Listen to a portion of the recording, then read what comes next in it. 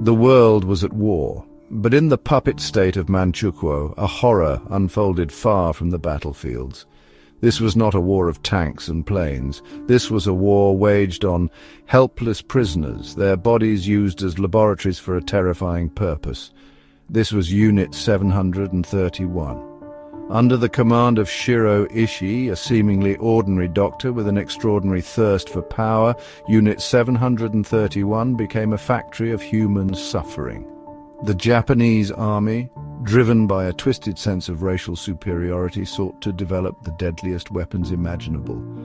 Their victims, Chinese civilians, Soviet prisoners of war, men, women, even children. No one was spared the depravity of Unit 731. The world remained oblivious, blinded by the fog of war, but behind the barbed wire fences of Unit 731, a nightmare was unfolding. A nightmare that would forever stain the conscience of humanity, a nightmare that we must never forget. In the sterile rooms of Unit 731, doctors shed their humanity and embraced the barbarity of their experiments. Prisoners, known only by numbers, became test subjects in the most horrific ways imaginable. They were infected with deadly diseases like plague and cholera, their bodies racked with fever, as Japanese scientists observed the agonizing progression of the illness. Vivisections performed without anesthesia exposed the inner workings of the human body, transforming operating rooms into chambers of unimaginable agony. Limbs were amputated to study blood loss.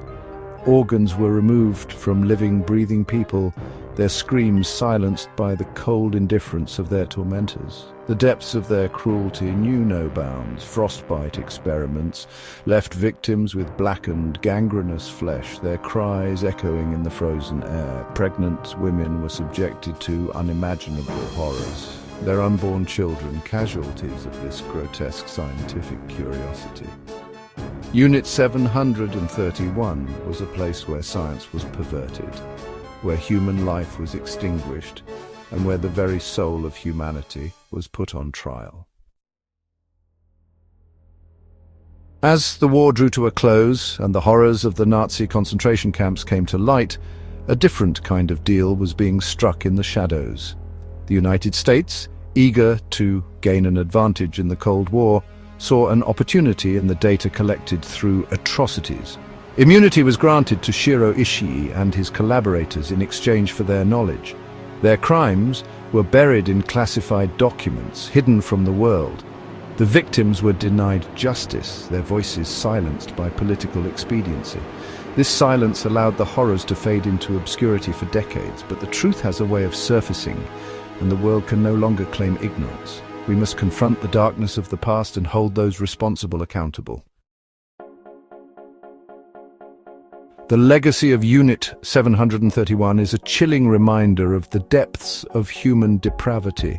It warns of what happens when ambition and nationalism eclipse humanity. We must never forget the victims whose lives were stolen. Education is our weapon against such atrocities. Teach future generations about Unit 731 to ensure the world never forgets. Memorials honor victims and the resilience of the human spirit. Let Unit 731's memory guide us towards valuing human life. Use science for good and strive for peace. Honor the victims by fighting for a world without such horrors. We owe it to them, to ourselves, and to the future.